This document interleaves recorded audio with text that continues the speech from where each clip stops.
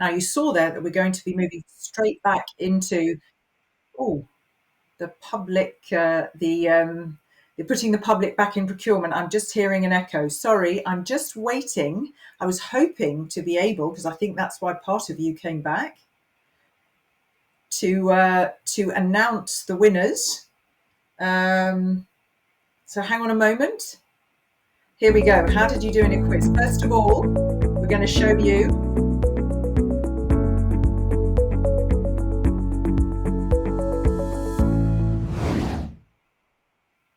Okay, here's me. You just saw me looking down because I'm trying to follow what I'm being told through my phone at the moment. So there we go. We just briefly flashed up on screen the answers, so you can already tell if you got them right. And I'm just waiting. No, I've got the go-ahead. Okay, I seem to have the go-ahead. So the winners are, I'm only going to announce one name, Carlo, as in not one name, there are three winners, Carlo, Inguns, and Dalilo.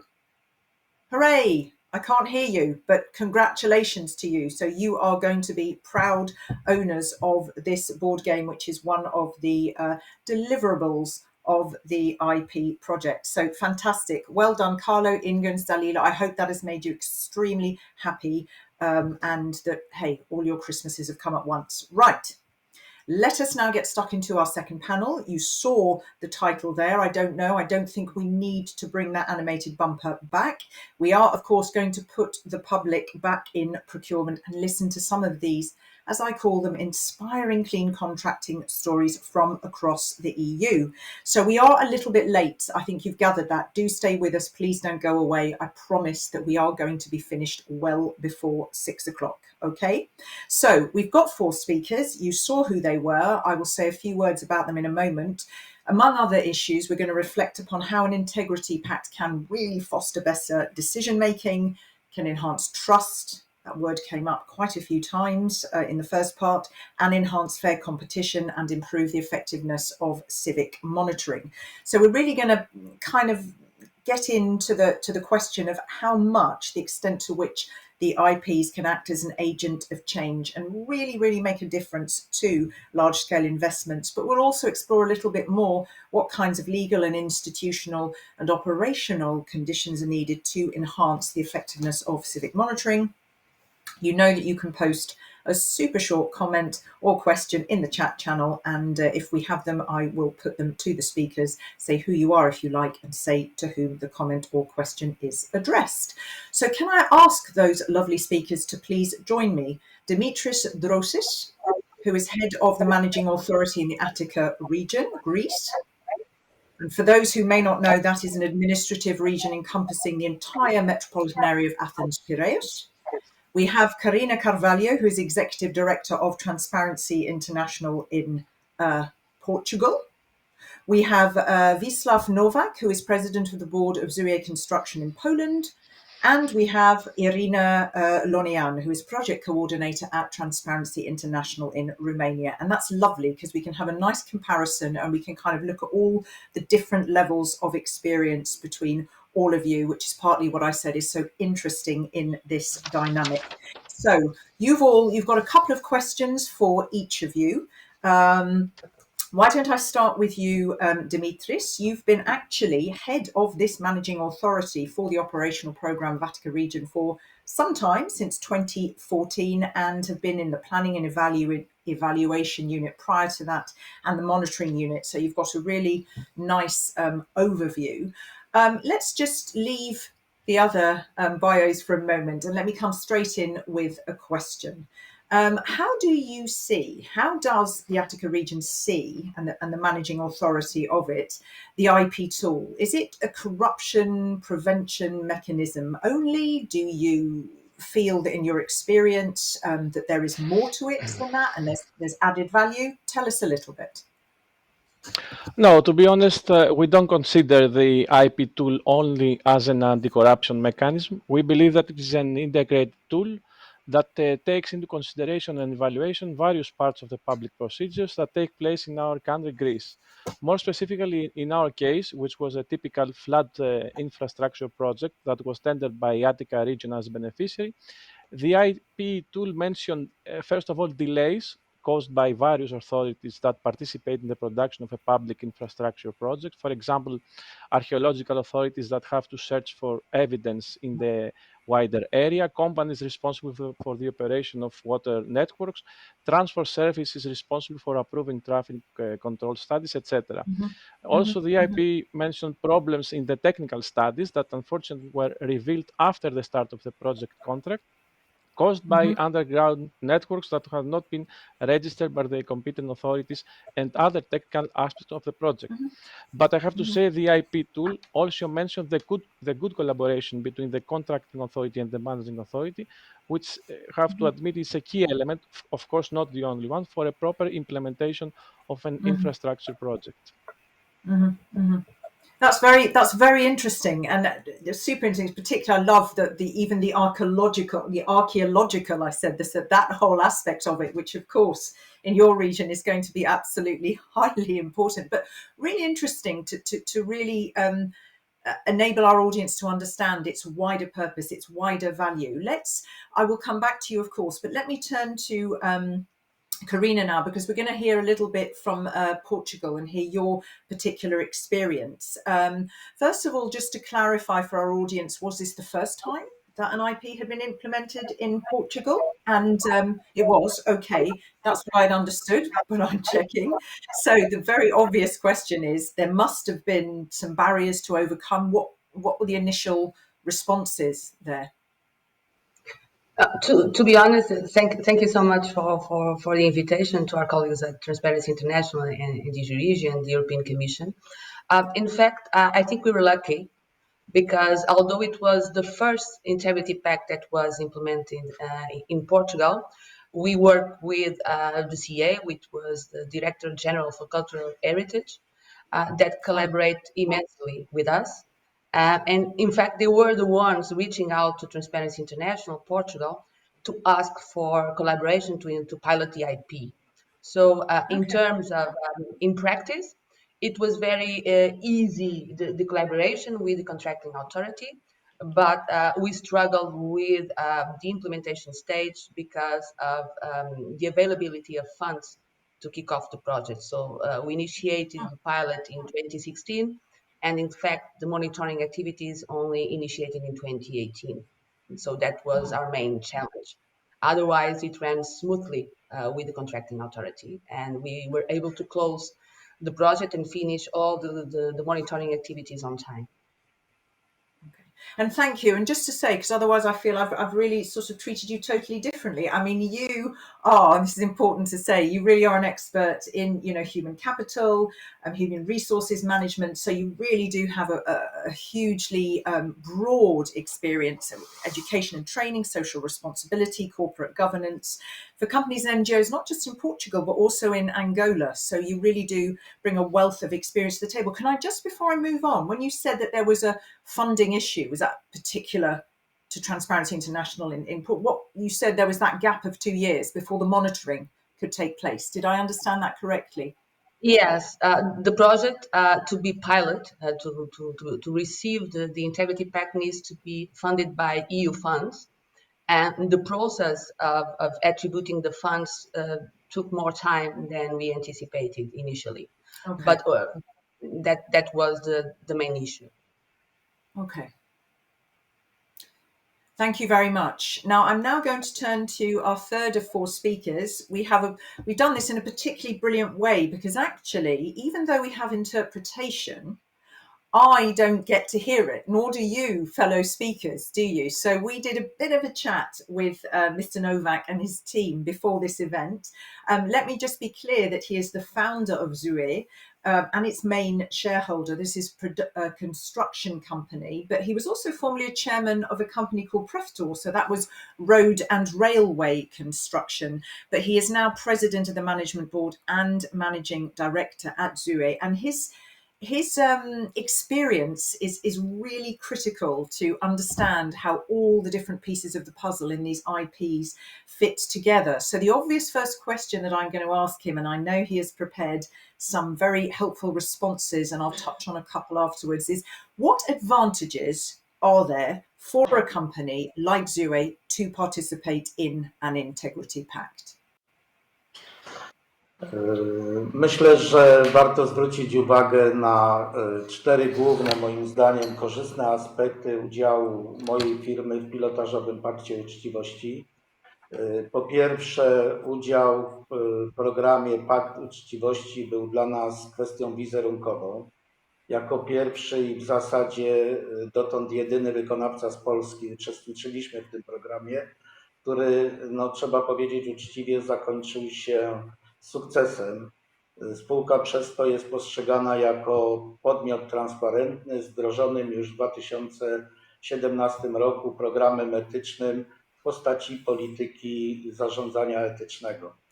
Drugą kolejną korzyścią dla spółki była pomoc Fundacji Batorego w opracowaniu treści i zasad polityki zarządzania etycznego w naszym przedsiębiorstwie. Pierwsza polityka zarządzania etycznego została opracowana i ogłoszona w spółce już w 2017 roku w związku z udziałem w Pakcie Uczciwości i obejmowała ona początkowo kontrakt objęty tylko Paktem Uczciwości. Od 2019 roku, więc już po 2 latach, programem etycznym objęty został cały zakres działalności naszej spółki. Trzecia taka korzyść, i to korzyść wydaje mi się nie tylko dla wykonawcy, ale również dla instytucji rządowych, to to, że w ramach Paktu Uczciwości odbyliśmy szereg wielostronnych spotkań, w których oprócz wykonawcy, przedstawicieli zamawiającego i inżyniera projektu brali również udział przedstawiciele Fundacji Batorego, Ministerstwa Funduszy i Polityki Regionalnej, Ministerstwa Infrastruktury i Centrum Unijnych Projektów Transportowych.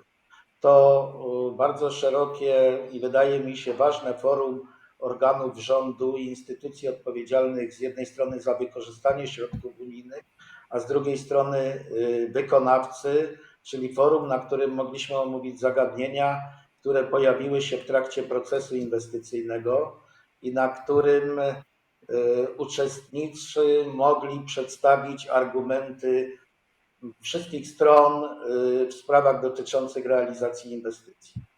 Program zatem dał okazję do wymiany poglądów, opinii i konstruktywnych rozmów. Pewnie gdyby nie ten pilotażowy program, nie byłoby okazji w tak reprezentatywnym gronie o tych sprawach rozmawiać. I ostatni aspekt, na który chciałbym zwrócić uwagę, to jest aspekt mówiący o tym, że Pakt Uczciwości i zaangażowanie społecznego obserwatora sprzyja polubownemu rozwiązywaniu sporów kontraktowych. Fundacja zaś starała się w miarę posiadanych przez siebie możliwości proponować zarówno wykonawcy, jak i zamawiającemu formuły umożliwiające koncyliacyjne ich rozwiązywanie. To moim zdaniem są najważniejsze aspekty, które z mojej strony warto podkreślić.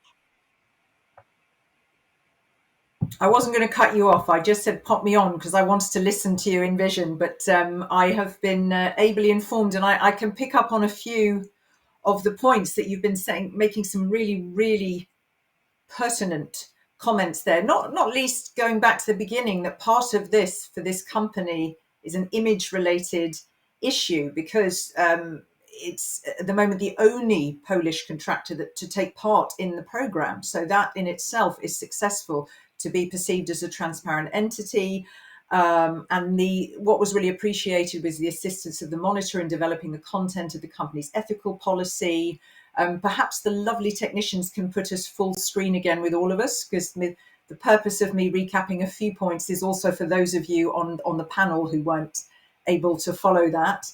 And of course, the opportunity to exchange views, opinions, and constructive discussions, and the real the usefulness of the involvement of a third-party independent observer favouring the amicable settlement of contractual disputes. So I will come back to Mr. Nowak, but let me turn, please, if I might, to Irina. So let's give you just a few moments. Now, you've been working with Transparency International since 2010, so really carrying out a lot of research and a lot of advocacy in Romania for both the public and private sector integrity. I think you're a bit of you have a passion for building strong institutions and businesses and NGOs so that you can really develop that culture of integrity, respecting human rights and preventing the development of corruption. I think I'm almost coming at this as though I'm introducing you on a dating program, aren't I? Because I've said, this is what you're passionate about, Irina. Now, please do tell us more.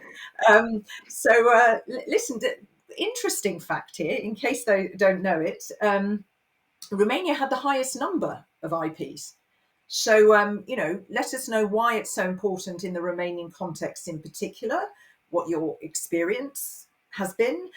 Did you see that it fostered, deeper cultural exchanges? We heard there from our Polish colleague about these kind of exchanges between so many different parties. Did you see deeper exchanges in terms of the participating public entities? Give us a feel for the context and your experience. Yeah, thank you very much for the question, and thank you for having me. I hope you can hear me well. So what's happening in Romania is that, as you already mentioned in this panel and before, there is a strong connection between trust in public authorities and the public sector and corruption and anti-corruption and integrity. And Romania, unfortunately for us in Romania, it's not doing very well, neither in corruption or anti-corruption and integrity, or in the trust in the public sector. That's why what we did in Romania is to try to foster this double element: trust in the public contracting authorities by one hand, and promoting the integrity and preventing corruption by another hand. Because I really think that what is really important in what's happening in public integrity, in integrity pacts, is that we don't actually are the police that it's fighting corruption in public contracting. We are more or less the prevention agent that it's trying to prevent corruption from appearing by promoting integrity. And promoting integrity means more for us than just the lack of corruption. Promoting integrity means first promoting public interest, and this means actually having the interest of the citizens in mind when planning a contract. And I will give you a simple example that may seem contradictory, but we find in Romania that sometimes having a bigger budget for a project may lead to better results for the public than having a smaller budget for the project. That means it's apparently more efficient in terms of public spending, but is not generating enough benefits for the public. So this is something that the Integrity Pact can do in the benefit of the public. The second thing is that we see in public contracting that there are some unavoidable risk of corruption or lack of integrity. The fact that somebody in the contracting authority and somebody that it's the shareholder, the main shareholder of a company, have been friends in college 20 years ago. It's something that you cannot regulate out as a conflict of interest. You cannot regulate per se the friendship. But the fact that you have monitoring from the independent civic monitoring in the Integrity Pact to see how the contract is implemented and how the contract is awarded in order to prevent a real conflict of interest between old friends, it's something that the Integrity Pact can bring. And the last point that I want to make is that large projects and investments from public funds are complicated and messy. And sometimes management decisions are hard to understand and can seem to be corrupted or fraudulent even if they are not. And the Integrity Pact and the monitoring the Integrity Pact can explain and see if decisions are in the public interest or rather in the interest of somebody that it's private, or just in order to follow the rules, but without having in mind further interest for the citizens. So this is why I think Romania needed integrity pact, and why the pilots that we had in Romania in 4 projects have been really important. Thank you very much. If we can go back to just all of us on screen, I want to just nip to a question, and then I'm going to come back to Dimitris. Dimitris, you can also answer this. Now, ladies and gentlemen, I'm just aware that I've only got about 20 minutes with you. So if you can really be beautifully concise, it would be lovely. Here's a question that you can think to come back on. We had a question from Christian Portman from COST in the previous panel. Are there specific indicators of the value added that the IP approach has generated in the participating countries? So that's something to think about. Did you just want to answer that, Karina? But I mean, or don't put us full screen, anybody. Does anybody want to just come back with an answer on that? Are there specific indicators of the value added? Karina? Yes, I think as in many countries, in Portugal, public procurement is a very high risk sector for corruption risks.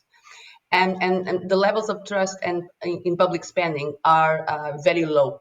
And this has to do, of course, with the perceptions of corruption that citizens have related to corruption and mismanagement of public funds. But I think one of the key elements that we understood by implementing the project is that we need not only to safeguard public funds and from fraud and corruption, but to make public spending meaningful for citizens and for the lives of citizens, and that people recognize the impact of public investments for their lives, for the businesses, and at the same time, the social value of anti-corruption and good governance agendas. And I think this is key. Like Irina was saying, the project implementation was not only about preventing corruption, but to build in an environment of integrity. And to raise let's say the roots for increased transparency related to public spending. And I think this is key because, for example, when we see IP implementation in Portugal, I think from 2016 to now, you will in fact see an improvement in the environment related to public procurement. So right now, it is clear for every decision makers, for contracting authorities, for MAs, that it is important to engage citizens in public procurement. It is important to have civic participation in decision-making processes related to public investments, and I think that's clear for everyone.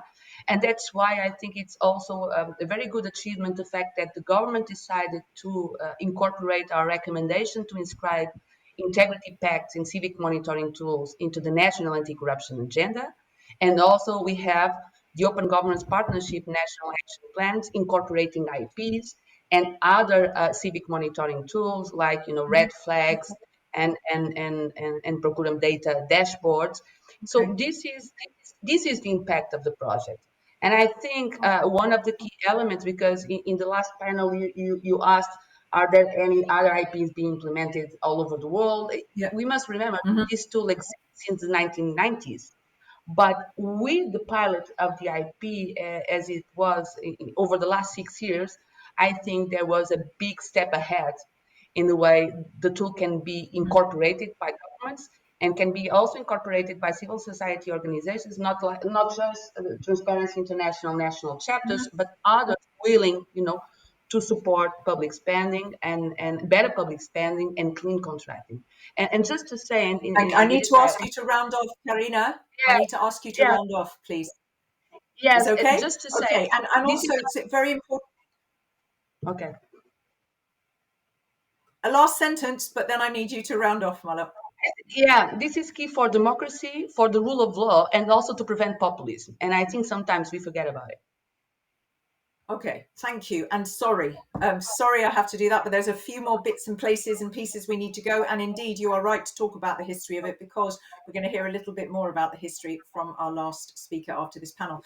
I can give you just like sort of 20 seconds if you want to add anything on that, Dimistris, to this kind of this added value. But I also would like to know from your particular experience, which public procurements that the region administered, do you think, for which public procurements would the IP be a good fit? Because we heard a lot about sort of how it was customized and some of the experience in Lithuania. What's your, what can you tell us about that? What sorts of areas, is the IP a really successful approach to safeguarding procurement? Okay, this is a very interesting question. We strongly believe that the IP tool, which is of course a very innovative initiative, should be applied in projects, first of all, of an important size in terms of budget, but also in terms of technical size, but also in projects that incorporate technical evaluation in the selection criteria. And by saying that, we describe projects, for example, in the environmental sector, desalination units, water and Mhm. wastewater treatment facilities, solid waste facilities, supplies in health sector, hospital equipment, projects and supplies in transport sector, vehicles, trains, etc. All in those above mentioned cases, the technical criteria have usually a higher percentage than economic criteria, underlying that the evaluation of the offer is of crucial importance in the choice of the best offer and the final contractor. So this is a mix of projects that seems more suitable in this type of IP tool. Okay, thank you. Thank you very much. And just again, to sort of give a very comprehensive picture, and I think we heard at the beginning from Delia that all of the different settings are so very different, all the different cultural approaches, all, the different governmental approaches, the feel behind all of this. Let's turn back to Portugal and ask, within this whole stakeholder mix, how, if we look at particularly the bidders and the contracting authorities, how did you see the IP in Portugal really strengthening the capacity of those kinds of stakeholders? Was there a particular response from them that you can share with us? Yes, I can share the response from our contracting authority. It's important to say that the project was the conservation of an ancient monastery classified by Yeah. UNESCO, and it was in a very small town that totally relies on the monastery for economic purposes and for um, annihilating the regional inequalities that exist sometimes in the country. So for them, it was really important to have the project there, to have access to EU funding, of course, and for our contracting authorities, at least for the feedback that we have from their hand, is that they were more aware of the corruption risks, because sometimes public procurement is very bureaucratic. It looks like more a procedure than something Yeah. that has, an actual impact, a social impact in the end. So for them was also an opportunity the organization had to stop a bit, to rethink their old procedures, to rethink their strategy for the common good. That's what Mhm. we're discussing, and I sense Mhm. that we will continue to work with them. We have another, plans and projects ahead with them, not funded, but we will continue to collaborate with the CA, because in cultural heritage that receives less than 1% of the annual budget, it's key to have Yeah. value for money investments.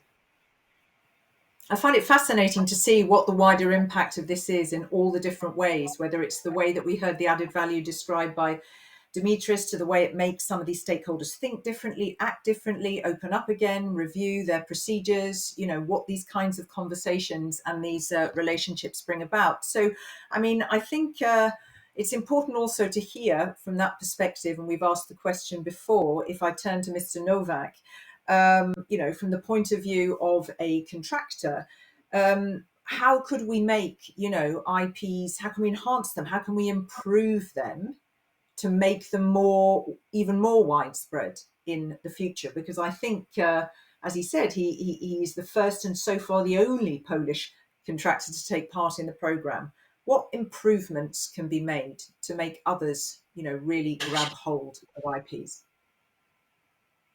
Okej. W Polsce korupcja w branży zamówień publicznych nie jest powszechnym, realnym problemem. W Polsce na dzień dzisiejszy system zamówień i nadzoru nad realizacją zamówień publicznych jest moim zdaniem transparentny. Dlatego myślę, że należy położyć przede wszystkim nacisk i rozwijać takie aspekty paktu uczciwości, jak to, że pakt uczciwości powinien być forum dla dialogu społecznego pomiędzy społecznościami lokalnymi a zamawiającymi i wykonawcą w sprawach dotyczących inwestycji i powinien uwzględniać w ramach procesu inwestycyjnego potrzeby tych najmniejszych lokalnych społeczności. Po drugie, pakt uczciwości powinien być instrumentem polubownego rozwiązywania sporów pomiędzy uczestnikami procesu inwestycyjnego z aktywną rolą partnera społecznego jako konsyliatora. Myślę, że istotne, a wręcz niezbędne dla możliwości rozwoju paktu uczciwości w przyszłości jest stworzenie gwarancji niezależności i bezstronności partnerów społecznych poprzez zapewnienie im niezależnych od zamawiających źródeł finansowania, co w praktyce z uwagi na to, że zamawiającymi są w zdecydowanej większości instytucje państwowe, oznacza konieczność finansowania programów ze środków europejskich. To jest bardzo ważny aspekt, żeby w żaden sposób partner społeczny nie był zależny od instytucji finansującej zadanie. Wydaje mi się, że pożądane byłoby także uregulowanie prawne kryterium wyboru partnerów społecznych w sposób taki, który będzie gwarantował, że będą to organizacje w pełni niezależne oraz cieszące się ugruntowaną w opinii społecznej renomą i wiarygodnością. Myślę, że nie można dopuścić w żaden sposób do komercjalizacji tego programu poprzez wybieranie partnerów społecznych według kryterium na przykład najniższej ceny za oferowane przez nich usługi.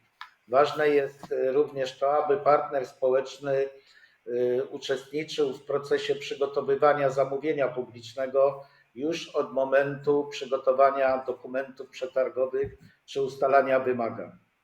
Powyższe wymagałoby z pewnością pewnych działań legislacyjnych na szczeblu Unii Europejskiej. Pewnym minusem paktu uczciwości, który zauważamy, było to, że nie przewidywał on procedur, które umożliwiłyby wykonawcy formalne zgłoszenie i bezstronne rozpatrzenie przez niezależny organ wątpliwości wykonawcy odnośnie sposobu działania obserwatora społecznego.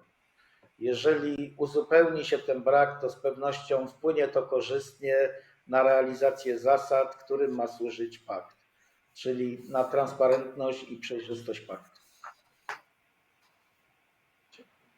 I just wondered, just a few points there, that what we heard from Mr. Nowak, that it is a really good forum for social dialogue between communities and contracting authority and contractor, but that for development of IPs in the future, it's really important to create and guarantee the independence and impartiality of a third party. Is this all stuff that resonates with you?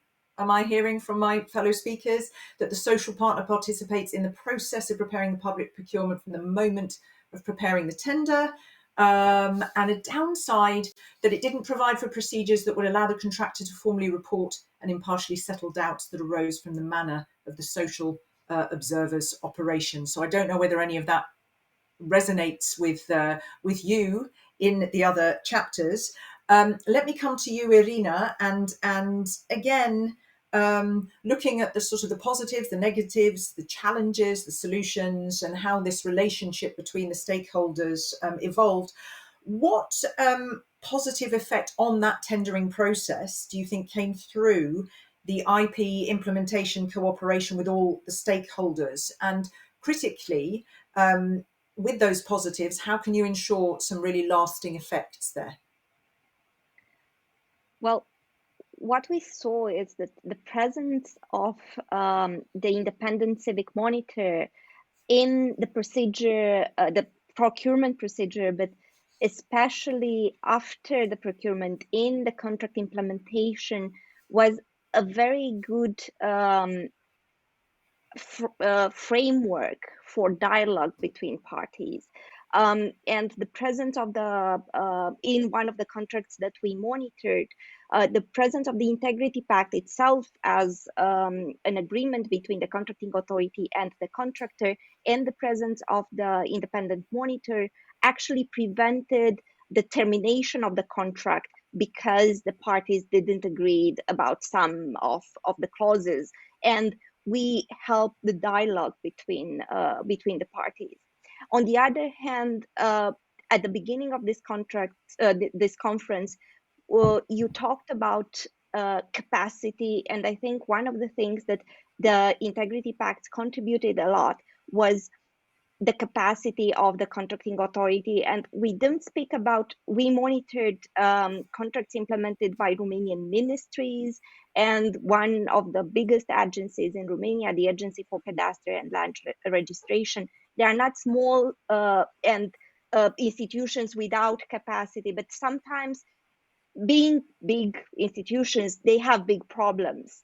And having somebody from outside, that it's not just a consultant that wants to check boxes, but it's in the process with the hat of the citizen, just telling them, well, from the public perspective, this decision makes sense because it serves the public interest. It's something that helps the contracting authority build their capacity to answer better to the public interest.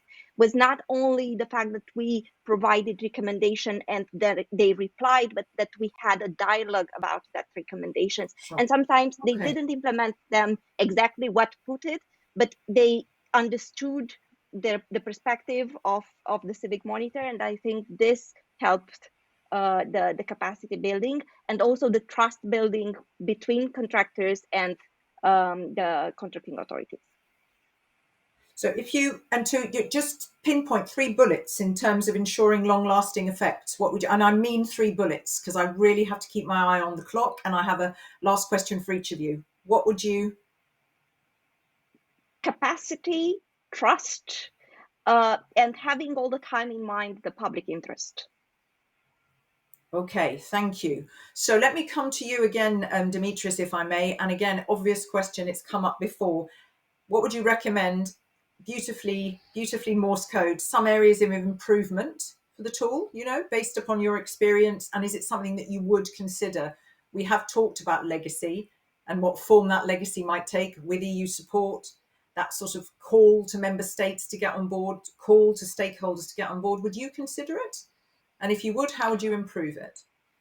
Yeah, certainly there are some aspects of the IP tool that can be improved. For example, it is very important to have a wider publicity, as already mentioned, so as the relevant authorities to be informed and willing to be involved in the implementation. More specifically, organizations, unions, associations representing contractors, suppliers, and other economic operators should be deeply involved and informed about the main issues and parts of this mechanism.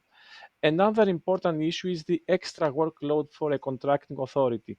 The implementation of the IP tool should not pose extra workload to the contracting authority, since this would make executives of the public administration unwilling to participate. Finally, the profile of the independent observers and monitors is important, since the observation of the reports can cause, in some cases, reaction by other parts, contracting authority, contractor, suppliers. Therefore, it is very important that the selection of the independent monitors, usually a technical consultant or legal advisor, is well defined and based on an open competition, ensuring that they can handle, support, and manage the IP project in all stages. Mm-hmm.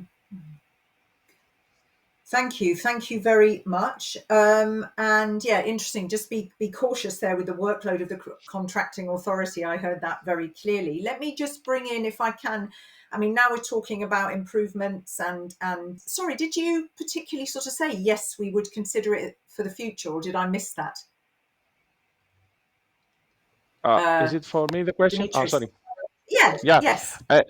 yeah, of course. Of course, we think about the future, and I would like to share with you some good news. For example, during the preparation of the new programming period 21-27, we have proposed, and the Commission seems to have accepted the use of the IP tool for some important projects of program of Region of Attica 21-27.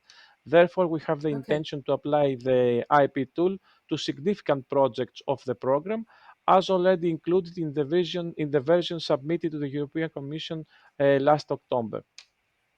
Okay.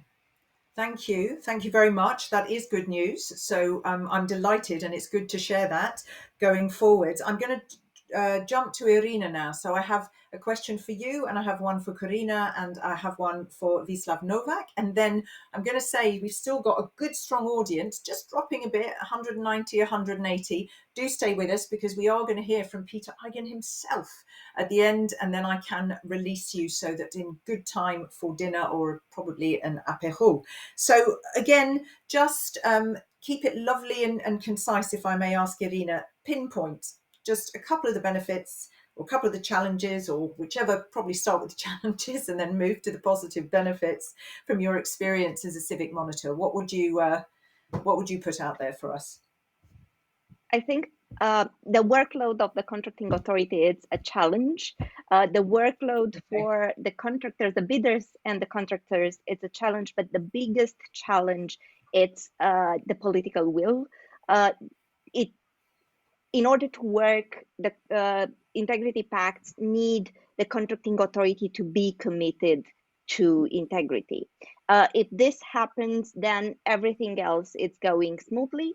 And then the benefits are the ones that I already mentioned: increased capacity, especially for the contracting authority, increased, as Karina said already, increased awareness about what integrity means, how to prevent corruption, how to ensure the public interest in investments from public funds, and then a bigger trust between contracting authorities and bidders and contractors that altogether contribute to having contracts that are better implemented.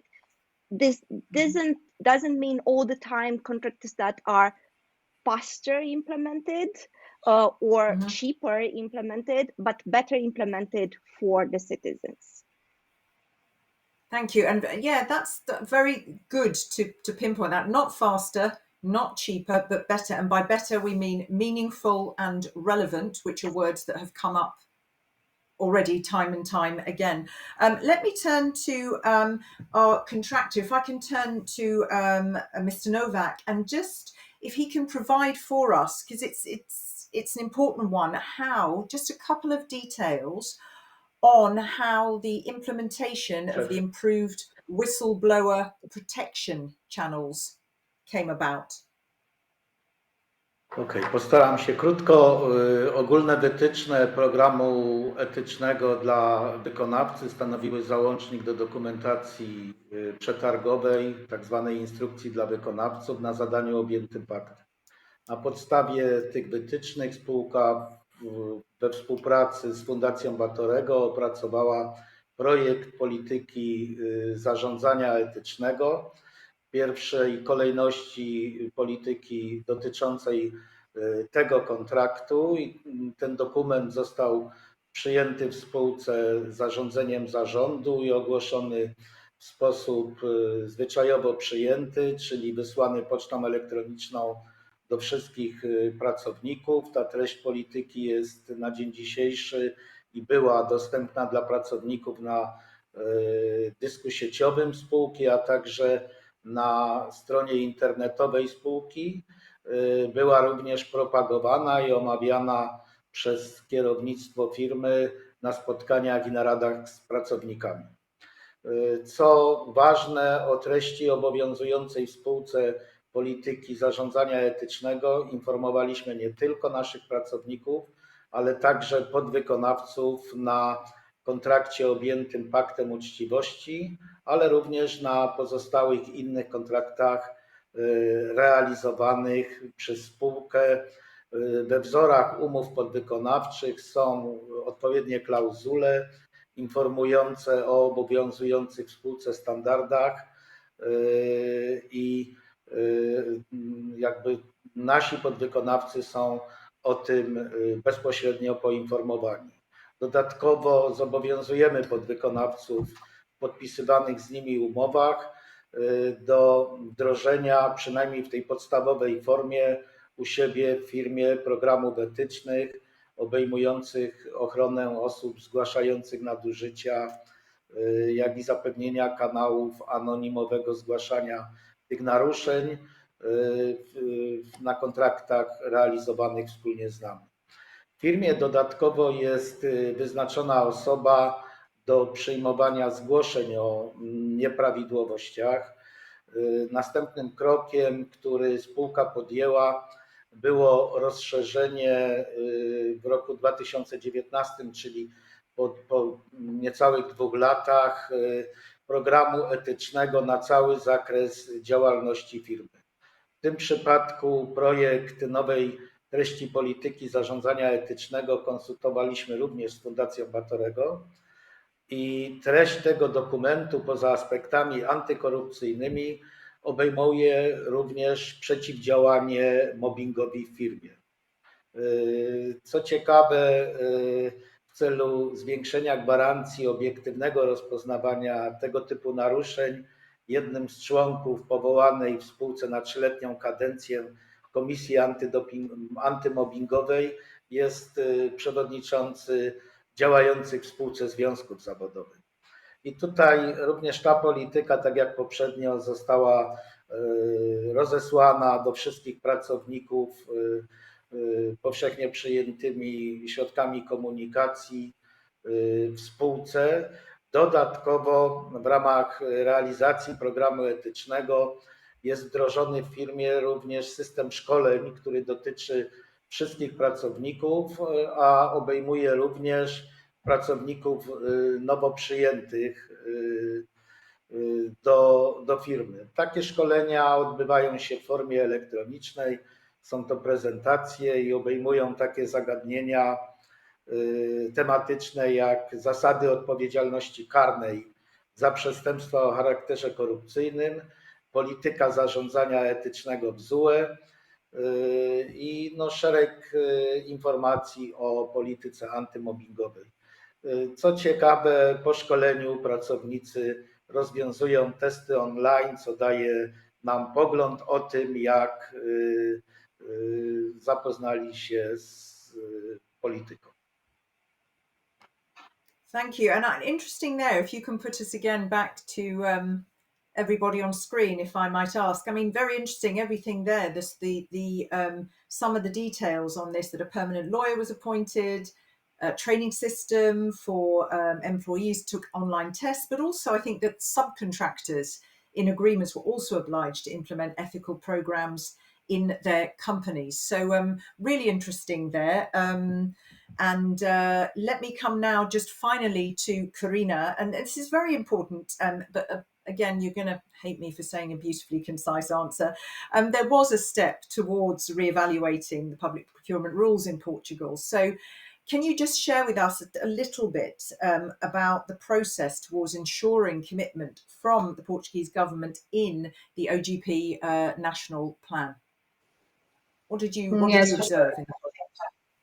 Well, like I was saying before, I think over the last years, it was clear for everyone that we really need to take the opportunity of for clean contracting and make the case for clean contracting, because that was key for the country's sustainability, as I said before. The country faced a very strong financial economic crisis before 2015, and now with the pandemic, we are really counting on the EU funds to leverage the economy and to boost, social equality, and that was key. So I think for all the ones participating in the multi-stakeholder forum from the OGP network, it was clear that we should inscribe a commitment related to the recovery and resilience plan, and that was fully accepted by the civil society organizations presented in the multi-stakeholder forum, as well as the other government bodies that also take part in the network. So that was clear. But I think, and if you allow me, I will be very concise. I think there are many challenges ahead, because although we have the IP and other civic monitoring tools inscribed in the National Anti-Corruption Strategy or under the OGP National Action Plan, the truth is that we continue to rely mostly on the legislative setup, on the public procurement code, for improving the public procurement framework as a whole.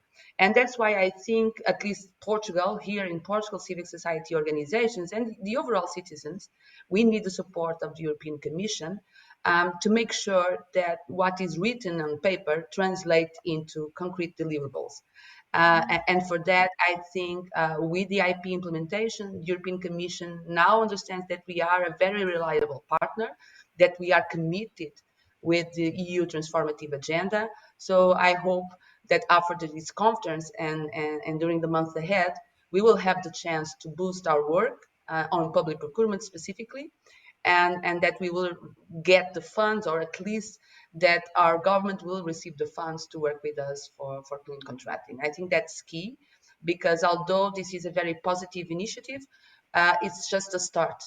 And we should continue our efforts to secure better public spending all over Europe and all over the world, in fact. Thank you very much. And not least because it just absolutely strengthens social and societal cohesion. I mean, it's absolutely critical. We heard about that at the beginning, that perception is so important. And you've got this depressingly high percentage of people who just think that there's an awful lot of crap going on in contracting and tendering with bribes. So absolutely. And I do hear also the point from Dimistris, wider publicity about these is needed, please. But the critical point that I heard is that it makes public spending meaningful. It gets, all of the various stakeholders, the contractors, to think about the importance of the social impact. And I really like that quote indeed, that promoting integrity really it goes beyond anti-corruption. It's about something else. It's about creating that trust, and it's about people's well-being and bringing, for the beneficiaries, that it is meaningful and relevant. Let me just ask you, and then I'm going to have to close this down and invite our last speaker to sort of round things off. If you have to complete the sentence, to improve the effectiveness of integrity pacts as agents of change, we need what? Half a sentence, not a whole thing from the pulpit. What do we need, or what do we need to do? To improve the effectiveness of integrity pacts as agents of change, we need, Dimistris.